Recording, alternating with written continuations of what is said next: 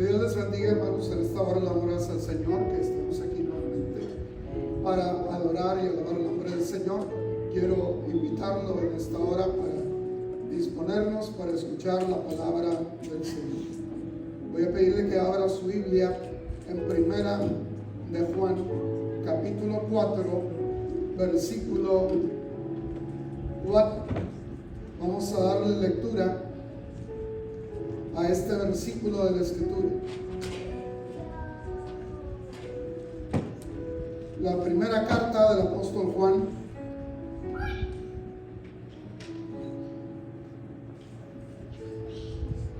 capítulo 4, versículo 4. Si usted ya lo tiene, dice la palabra del Señor de la siguiente manera: hijitos, vosotros sois de Dios y lo habéis vencido, porque mejor es el que está en vosotros que el que está en el mundo. Una vez más: hijitos, vosotros sois de Dios y lo habéis vencido, porque mayor es el que está en vosotros que el que está en el mundo. Oremos al Señor. Bendito Padre Celestial, en esta hora estamos delante de tu presencia y te rogamos que hables a nuestro corazón por medio de tu palabra. Que tu palabra sea viva, sea eficaz. Que tu palabra quede grabada en la mente, en el corazón de tu pueblo. Señor, que seamos oidores y hacedores de tu palabra. En el nombre de Jesús te lo pedimos, oh Dios. Amén. Pueden ocupar sus lugares, hermanos. La autoridad dada por el Señor a la iglesia. Todo creyente debe comprender con nítida claridad de que su lucha no es contra el mundo, ni contra ideas, ni contra los vicios de la sociedad, ni contra el pecado mismo que predomina en el mundo. Su lucha es mucho más fuerte, porque es directamente contra las fuerzas mismas del demonio y de sus agentes. Esto se hace evidente en el pasaje de Efesios, en el capítulo 4, versículo 11 y versículo 12. Vestidos de toda la armadura de Dios, para que podáis estar firmes contra las acechanzas del diablo. Porque no tenemos lucha contra sangre y carne, sino contra principados, contra potestades, contra los gobernadores de las tinieblas de este siglo, contra huestes espirituales de maldad en las regiones celestes. Como podemos nosotros notar, el apóstol menciona 4 jerarquías demoníacas: principados, potestades, gobernadores de las tinieblas, huestes espirituales de maldad. Contra estas fuerzas, Cristo ha dado a su iglesia una autoridad especial que va acompañada del Espíritu Santo a fin de luchar y de derrotar estos poderes infernales. Consideremos algunos puntos que son fundamentales en el tema que nos ocupa en esta hora. Cristo poseyó autoridad contra las fuerzas del demonio. Cuando empezó su ministerio terrenal, dijo en la sinagoga de Nazaret: el Espíritu del Señor está sobre mí, por cuanto me ha ungido para dar buenas nuevas a los pobres. Me ha enviado a sanar a los quebrantados de corazón, a pregonar libertad a los oprimidos, a predicar el año agradable. El apóstol Pedro hizo referencia a esta misma autoridad divina con que Cristo fue investido cuando él se encontraba predicando el evangelio en la casa de Cornelio. En Hechos capítulo 10, versículo 38, nos dice la Escritura cómo Dios ungió con el Espíritu Santo y con poder a Jesús de Nazaret, y cómo éste anduvo haciendo bienes y sanando a todos los oprimidos por el diablo, porque Dios estaba con él. El apóstol Juan hizo referencia a la autoridad de Cristo sobre las fuerzas del mal al decir: para esto apareció el Hijo de Dios, para deshacer las obras del diablo. Primera de Juan capítulo 3 verso 8. ¿Para qué apareció Cristo? ¿Para qué vino Cristo? Para deshacer, es decir, destruir las obras del diablo. En la gran comisión, el Señor le dijo a los apóstoles: toda potestad me es dada en el cielo y en la tierra. Por tanto, id y haced discípulos en todas las naciones. Ahora, hay algo muy importante que debemos de relacionar con la autoridad de Cristo, y es que Cristo la compartió con su iglesia. El Señor no solamente poseyó esa autoridad, sino que esa autoridad que Él tenía la delegó a su iglesia, se la dio a su iglesia, la pasó a la iglesia. Dice Juan capítulo 14, versículo 12: de cierto os digo, el que cree en mí, las obras que yo hago, Él las hará también, y aún mayores hará, porque yo voy al Padre. Fíjese bien lo que dice la Escritura: de cierto digo, que el que cree en mí no está refiriéndose a un determinado grupo selecto, no se está refiriendo a los apóstoles en particular, no se refiere a la era apostólica, se está refiriendo a todo el que en Él cree, no importa el lugar, el tiempo. Solo dice: el que cree en mí, las obras que yo hago, Él las hará también. Y nosotros hemos creído en Él. Quiere decir que las obras que Cristo hizo, también podemos hacerlas. Dice: y aún mayores hará, porque yo voy al Padre. De manera que esta autoridad que Cristo tenía, la delegó en su iglesia, la transmitió, la dio a su iglesia. Cristo le dio esta autoridad a los 12 cuando los envió a predicar. En Mateo, en el capítulo 10, en el versículo 1, ahí nos dice la Escritura: entonces, llamando a sus 12 discípulos, les dio autoridad sobre los espíritus inmundos, para que los echasen fuera, y para sanar toda enfermedad y toda dolencia. Dice la Escritura claramente que llamó a los 12, a los discípulos, a los apóstoles. Dice: y les dio autoridad. El Señor les dio la autoridad. ¿Para qué? Para que echaran fuera demonios y para que sanaran toda enfermedad y toda dolencia. Notemos entonces que les dio autoridad a sus discípulos, y esa autoridad era con un fin específico. Primero, dio autoridad a sus discípulos. La autoridad era específica para que la ejercieran sobre todos los espíritus inmundos, quiere decir sobre los demonios, para que los echaran fuera, que quiere decir hicieran libres a las personas que estaban poseídas por demonios, para sanar toda enfermedad y para sanar toda dolencia. Más adelante, el Señor les dijo a los mismos 12, en Mateo capítulo 10, versículo 7 y versículo 8, y yendo predicar, diciendo: el reino de los cielos se ha acercado, sanad enfermos, limpiad leprosos, resucitad muertos, echad fuera demonios. De gracia recibiste, de gracia dad. De acuerdo a este texto, ¿cuál era la misión de los 12? Sanar enfermos, limpiar leprosos, resucitar muertos, echar fuera demonios, lo que de gracia habían recibido, de gracia lo dieran.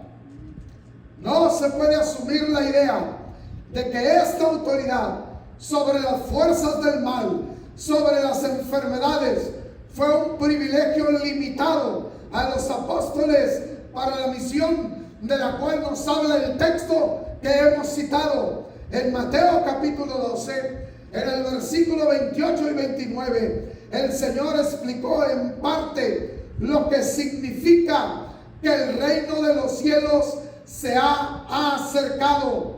Dijo: pero si yo, por el Espíritu de Dios, echo fuera demonios, ciertamente ha llegado a vosotros el reino de Dios. Es decir, que una de las cosas que caracteriza que el reino de Dios ha llegado, que el reino de Dios se ha acercado, es la expulsión de demonios, es echar fuera a los demonios. Por eso dijo Cristo: si yo, por el poder de Dios, echo fuera demonios, ciertamente llegó a vosotros el reino de Dios. ¿Cómo puede alguno entrar en la casa del hombre fuerte, saquear sus bienes, si primero no lo ata, y entonces podrá saquear su casa? El hombre fuerte aquí es el diablo. El que lo ata y saquea sus bienes es Cristo. Cristo dio la misma autoridad a los 70 cuando los envió a predicar. Primero el Señor envió a los 12. Posteriormente la Escritura nos habla de que Él envió a 70. En Lucas capítulo 10, en el versículo 19 nos dice: he aquí, os doy potestad de hollar serpientes y escorpiones, y sobre toda fuerza maligna, y nada os dañará. Llama la atención el uso de las palabras serpientes y escorpiones en este texto. ¿A qué se refiere? ¿Se refiere a simples víboras y alacranes? ¿O se refiere a las fuerzas del maligno? Probablemente la respuesta la podemos encontrar en el Salmo 91, versículo 13, que dice: sobre el león y el áspid pisarás, hollarás al cachorro de león y al dragón. León, áspid, cachorro de león, dragón, posibles referencias a fuerzas demoníacas. En la Gran Comisión, Cristo hizo referencia a las serpientes. En Mateo 16, capítulo 16, versículo 17 y 18, nos dice: y estas señales seguirán a los que creen. Una vez más, vea usted que la expresión de Cristo dice: y estas señales seguirán a los que creen. Dice: en mi nombre echarán fuera demonios, tomarán en las manos serpientes. ¿Podrá ser que esta referencia a las serpientes señala las fuerzas malignas? Probablemente, ya que así se le llama al diablo. En Apocalipsis capítulo 12, versículo 9, dice: y fue lanzado fuera el gran dragón, la serpiente antigua, que se llama Diablo y Satanás, el cual engaña al mundo entero. Fue arrojado a la tierra, y sus ángeles fueron arrojados con él.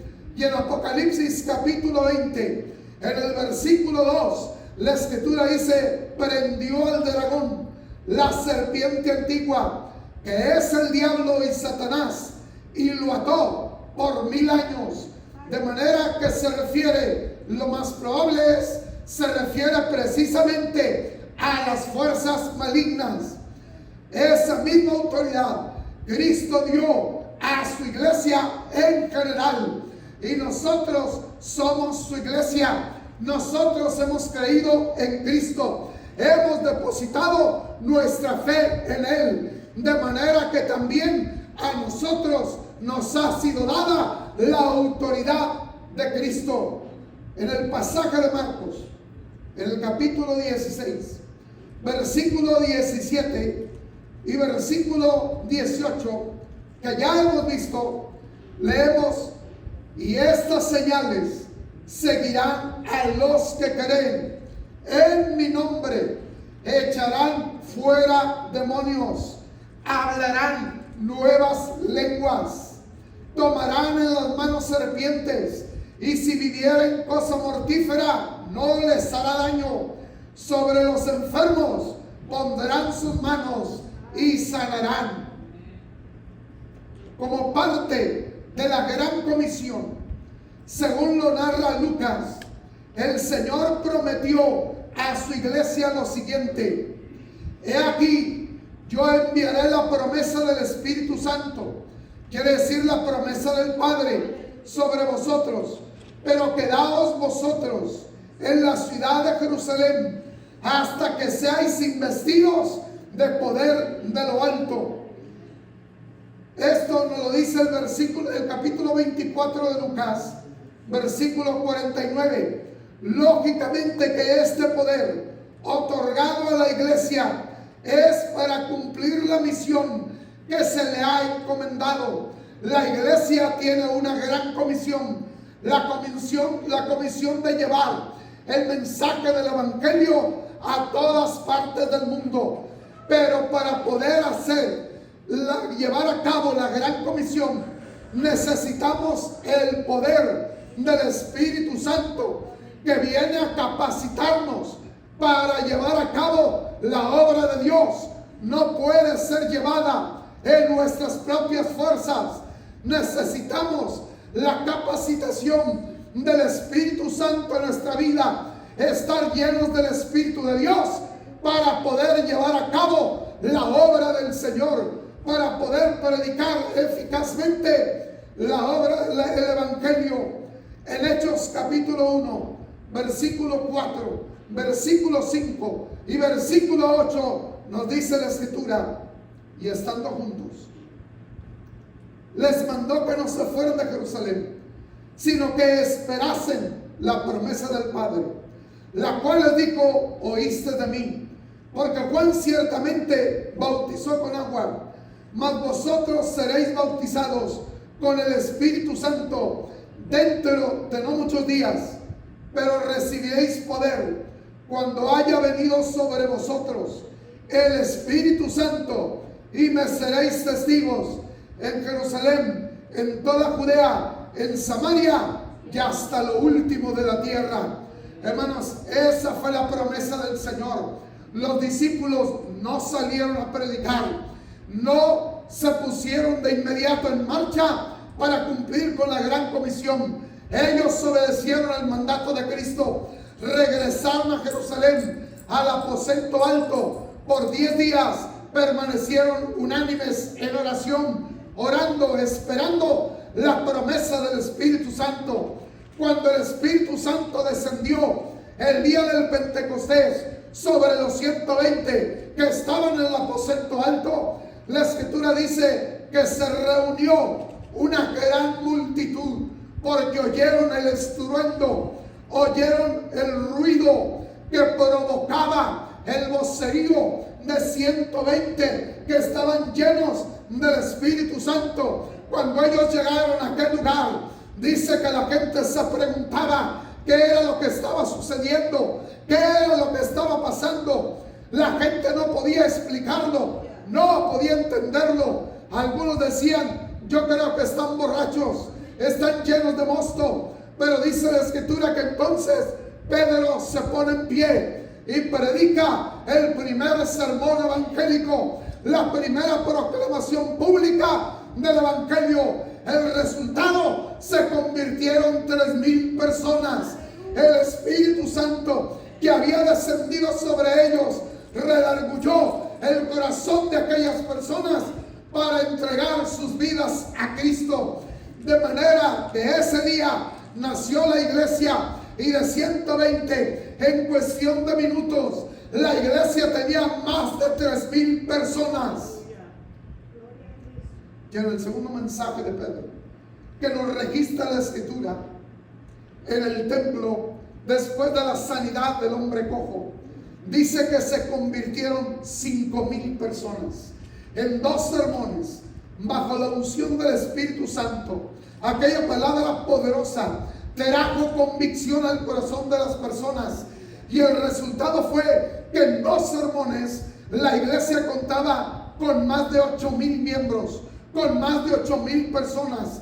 Quiere decir, su nacimiento y su crecimiento fue explosivo, su crecimiento fue exponencial, pero todo es obra del Espíritu Santo. ¿Qué tenemos que hacer? Rendir nuestra vida al Espíritu Santo, que sea el Espíritu Santo el que obre a través de nosotros, que seamos solamente vasos, pero vasos llenos del poder del Espíritu Santo de Dios para proclamar el mensaje del Evangelio del perdido. Solamente con la capacitación del Espíritu Santo podemos llevar adelante la obra del Señor.